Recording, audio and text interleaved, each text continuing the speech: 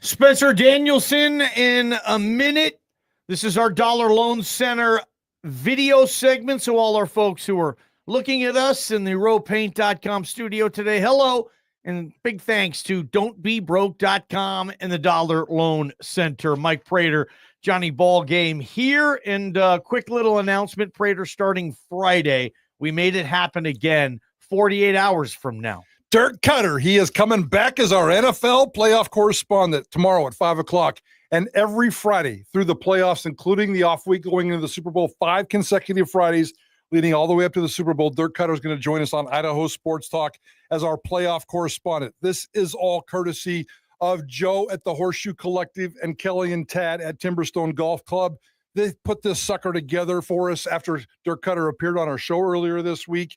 Every single time Dirk Cutter shows up on our show, 5 consecutive Fridays, Timberstone Golf Course is going to donate $1,000 to the Boise State, the Horseshoe Collective, the money that gives Boise State athletes money, NIL money moving forward. So $5,000 over the next 5 weeks. So thank you to Joe at the Horseshoe Collective. Thank you to Tad and Kelly at Timberstone Golf Course. And, of course, thank you to Dirk Cutter. Yeah, going to be great. Again, Fridays up until the Super Bowl. Playoff correspondent Dirk Cutter. We did this a couple of years ago. We had a blast with it. We've never gotten our listeners more ready for an NFL playoff season than that. We're going to do that again.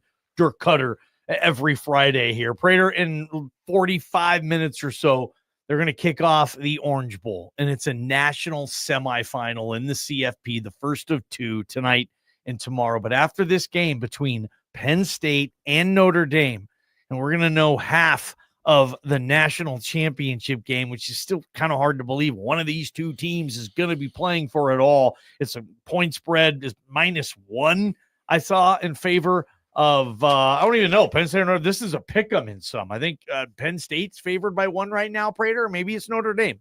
But who you got? Oh, I like Penn State to win this game tonight. Yep. Which means you should bet on Notre Dame. Yeah, man, Penn State is favored by 1 right now, so I forgot on that. But yeah, got CFP action tonight. We'll be talking a lot about that tomorrow as well. Prater, Spencer Danielson talked to the media today, and he started with the important stuff, changes to the coaching staff.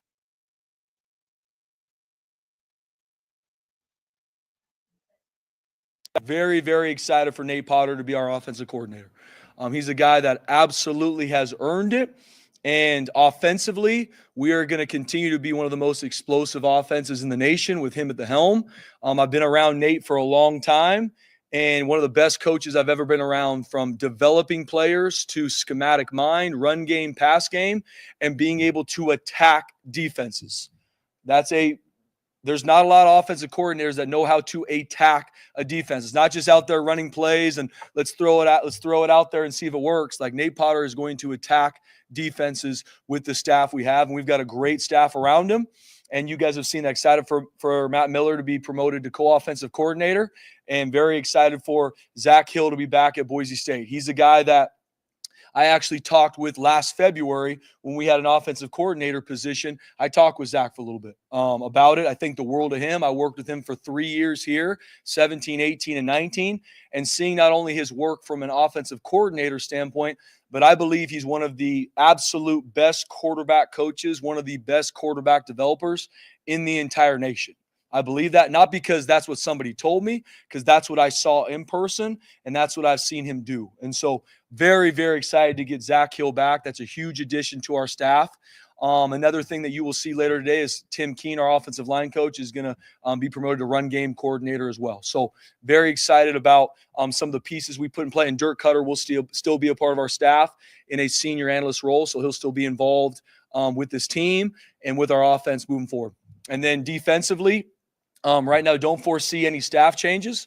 I think the world of our defensive staff. Coach Nander did a phenomenal job this year. Obviously, we're going to look at some things and where we need to continue to grow. I know big questions always come up about some of the pass game stats, and those are things that we're looking at to make sure we grow there. But we play good defense this year, and we had every opportunity to not only win that Fiesta Bowl, but being able to win that Mountain West Championship. And you look at some of the offenses we played, I think, 6 of the top 20 offenses in the nation, right? And so our guys are battling. We still have a lot of room to grow in all three phases, offensively, defensively, special teams wise, but excited where we are growing to in all phases. We're going to get back to that pass stats number, that pass stats comment from Spencer Danielson, talk about the pass secondary here in a little bit, because I know that that's a concern of mine and a lot of other people in terms of how that works. But let's talk about the news of the day. Zak Hill is now Boise State's quarterback coach, and Zak Hill can't recruit off campus for the next 2 years because of that mess that he got into down there in Arizona State, but he's here to work on Maddux Madsen, and that's really his number one job. Here's Spencer Danielson on Zak Hill and Maddux Madsen.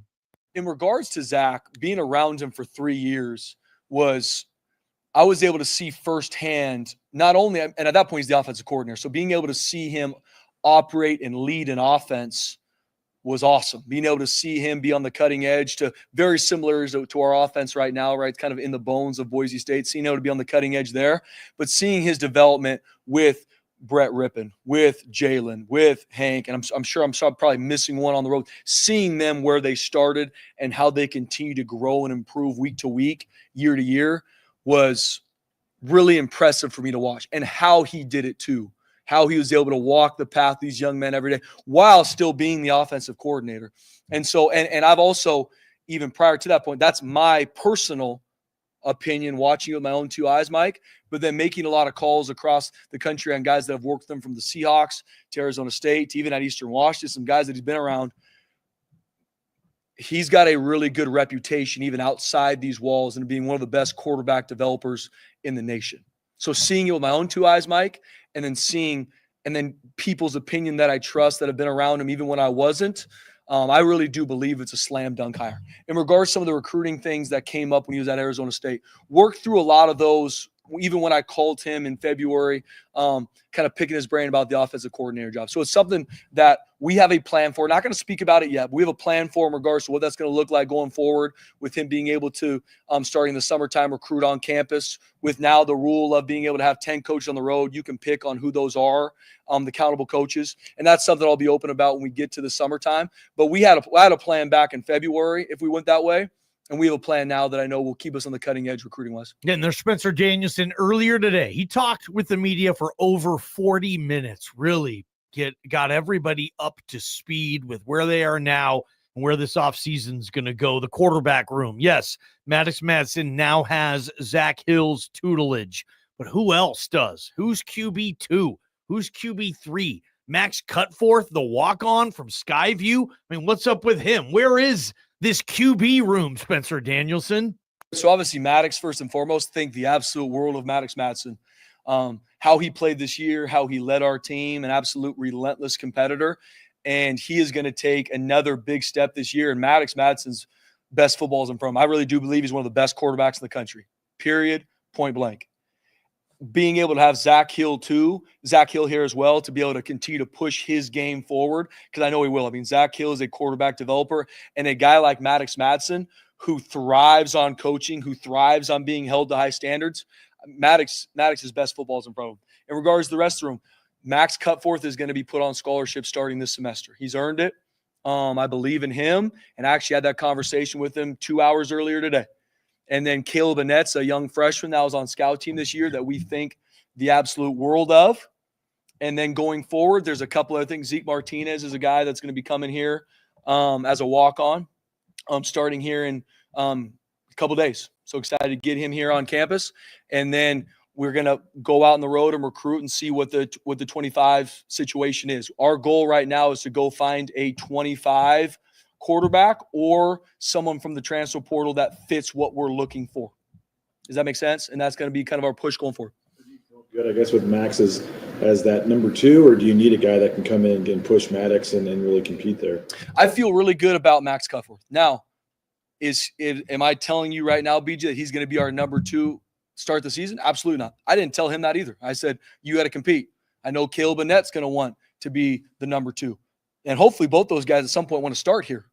And so that's my message to all of them. And so I believe in our quarterbacks we have currently here in this building, but we are going to continue to go out and find the best fit that fits here. The reality of the quarterback recruiting space is if you are going to go out and try and find the right fit in the transfer portal or junior colleges, those young men are going to want to come in a situation where there's not a returning starter. Majority of those players, right? So when you have a returning starter that's had the success that Maddux has had, it's hard to find the right guys that want to come in and compete and add value in that room, which is fine. Spencer Danielson, through that segment, talked about Zeke Martinez, the local quarterback. He's going to be one of, according to the Spencer Danielson, the numbers 15 or 16, and we're trying to get those specific names, which is a school record by far. 15 or 16 early enrollees are expected to be in town on Sunday night for the first team meeting. The first real team meeting of the offseason is next Wednesday, and by next Thursday, they dive into their offseason conditioning program. So we're going to get you those names, but the local quarterback is going to join that room as one of the early enrollees. All right, guys, let's dive into the running back room right here. If the quarterback room isn't story number one, the running back room certainly is. We think it's weird that he went out and got 2 transfer portal quarterbacks, but Spencer Danielson said he has a plan, and he always wanted 5 running backs. Yep, still something we're working through, Mike. Obviously, right now, through finishing the season, Mike, keeping our team, which I'm so proud of our players and our staff, and then some of the recruits that we've brought in, we're going to get to work. And you guys know me. From transfers to people that have not been here, I'm not going to speak to it because I haven't seen them do anything in front of my own 2 eyes. Now, we go through spring ball and we finish spring ball, Mike. I'm going to be able to speak to a lot. I think we got some really good guys coming in. I believe we've got some of the best running backs in the country right here at Boise State football right now. Sire Gaines, Breezy Dubar, Dylan Riley, I think are some of the top backs around. And we brought in a couple really good ones too. But I haven't seen them do anything here. I'm excited about them. So in regards to how that's going to look and how we'll go through it, that's what spring ball's for. We're going to have a plan to make sure we're going to probably have some packages to use 2 on the field at one time as well, which you guys have seen in years past, because that's going to be a room that we're going to have a lot of talented guys in. So that's something I know our offense, our defensive staff through January and February prior to spring ball is going to see who are our best 11, who are our best package guys in all 3 phases, special teams included. So when we go through spring ball, we're going to see how that all shakes down. And then when we leave spring ball, and I told every single player on our team this, no different from our recruits. When you leave spring ball, you got a really good idea of your team. You got a really good idea of depth charts. And then to your point, Mike, how the running back room is going to shake down, how these other maybe position battles are going to work out. We'll have a really good idea at the end of spring. Spencer Danielson, again, lengthy conversation with the media earlier today. There he is talking about the running back room as a whole. How about specifically on Sire Gaines? Hard to believe, Bronco Nation, but Sire Gaines was your 3rd leading rusher last season, and he got hurt in the Portland State game, 3rd game of the year. Only Maddux, Madsen, and of course, Genty had more rushing yards than Sire Gaines. But what about his future, Sire Gaines, Coach Danielson? When we start winter workouts, Sire Gaines will hit the ground running, and I am so excited for him. Obviously, breaks your heart when one of your players gets hurt and lose a season, but I also believe God never says oops. And Sire fought his tail off to get back, get healthy, and he was right on the edge of being able to be cleared to play in the Fiesta Bowl. Wasn't cleared. We were very positive that if we won that game, he'd be able to play in the Orange Bowl today. Obviously, we didn't get it done to play in that game, but he will be full go come this offseason. And Sire Gaines, it's time. And I can't wait because of how he's wired and who he is, his skill set, the nation's going to see a lot of Sire Gaines. All right, let's dive into the running back room, from the running back room into the wide receiver room right now, guys. Cam Camper's probably not coming back, although that door is not completely shut with some NCAA rules running around out there. Caples and Bolt are back.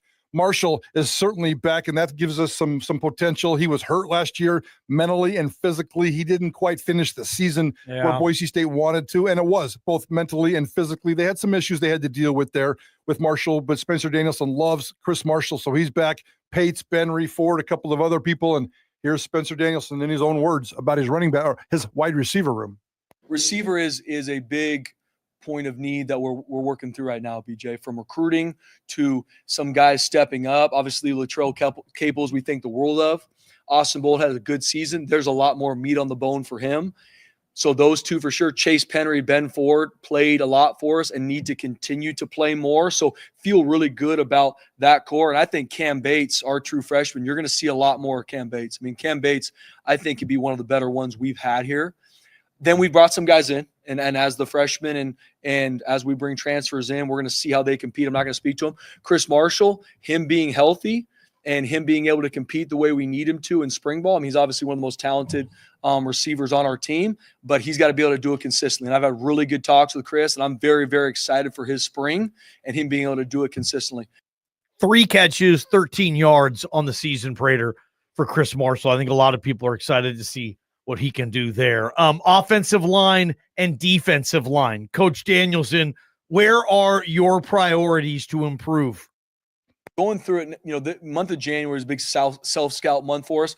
Obviously, we did a lot of that even prior to playing the Fiesta Bowl with that break. But when I look at our offensive line, obviously losing Ben Dooley, who's such a big leader and such a big mentality player for us, Mike, that is something that we have to look to replace. We've got answers for it, but so excited of the group we have coming back offensive line-wise. What we were able to do run game and protection-wise with only losing one offensive lineman is very exciting for me. And so now, yes, being able to improve how they play in space, being able to create more competition in some of these roles to grow these guys, keeping them healthy long-term. So we got a great group, great leadership in that room too, from Mason Randolph, Roger Carrion, Cage Casey. I mean, 3 of the top leaders on our team last season coming back, pushing that standard. So there's going to be a lot of things that I know Coach Keen's excited to get with them on, from playing in space to different techniques that just we weren't consistent enough on, and some of the things that we did really well, how we build into it. And then defensive line-wise, the interior of our D-line is the biggest point of emphasis, right? Braxton Feely, one of our best players on our entire defense, coming back, huge part of that. Jaden Virgin, one of the top edge players in the country, huge part.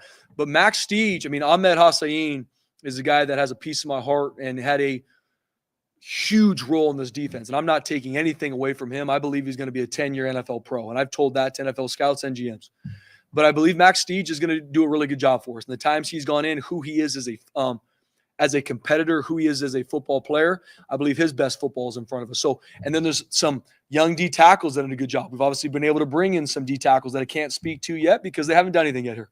So it is, our front is going to be a huge point of emphasis. And then obviously with Andrew Simpson and Marco Notariti coming back, it's going to be huge to have those 2 linebackers as an anchor in the middle of our defense. So something we're going to be moving some guys around in spring. Who are our best 11, and defensively maybe 12, depending on some of the different packages we use. So we have some ideas, but we're going to work through those through January, February, and then you guys are going to see it in spring ball, kind of see where these guys are at. I cannot wait to watch this defense in the spring ball because there's going to be so much development here, especially up front. And as you guys know, especially in the back, you heard Spencer Danielson earlier in this interview talking about passing stats. And, I've said on this show several times, not a big fan of DeMario Warren based on the scheme and based on what's going on. Yeah. Passing stats aren't exactly the best at Boise State. Spencer Danielson addressing the secondary. The things that we struggle with on film, Mike, and not on film, in reality, are fixable. And I believe we have the players to do it. Now it's going to work to make sure we do. And you see on film, what I look at a lot of times is, first off, who we are playing, and then are there guys running free? If there's guys just running free all over the place, that's a lack of schematics and a lack of understanding. That's not happening a lot. I'm not saying it never happened this year, but these are contested throws that we're giving up, or in these situations that are happening. So those are things we got to learn and grow. And I believe we have, we're going to have a really good back end going into the season. That doesn't mean anything. We got to go to work and continue to clean up. Then we got to look at, Mike, what is our best 11? There's been some things we're talking about, moving positions with guys that are returning. We are going to find the best 11 and 12 and 13 in regards to our packages to make sure pass game and run game is something we improve on. The other reality that I want people to understand is we were very successful this year. We were leading in 90% of the time throughout these games. So what does that turn an offense into? More of a pass offense, right? So things are going to be different. In the fourth quarter of the majority of the games we played, these offenses turn into passing offenses because they have to accumulate points to go try and win the game. So there's a lot of things when I look at it, not running from the fact that we need to grow in our pass game. There's some things in the run game we need to grow in too. not running from that. I'm not using those things to say that we're all good. We're not. We got to continue to grow and no different on some things offensively and things special teams wise. But watching the film, I know there's things we can fix, and I know we have the guys to do it. Yeah, Prater, you said right there, hey, not the biggest fan in the world of corner coach DeMario Warren based on the numbers of that secondary and that position specifically over those years. I want to send that to our callers at 208-424-9300 Bronco Nation. Was there anything there for you, Spencer Danielson, that stood out the most that you want to call, maybe a follow-up, a question, a comment? Let's open up the hotline for you guys, 208-424-9300. What area do they need to improve? And you know what? Do you buy it? They were winning 90% of the clock on this season, Spencer Danielson just said. So, yeah, that's football. When you're behind by points, what do? You pass to get back in it. Kind of, Spencer, kind of diminishing the horrible statistical data on this pass defense. What do you say about it? Call us, 208-424-9300, Prater on the ball game. From the Beacon Plumbing Traffic Studios, this is Ticket Traffic. Still quite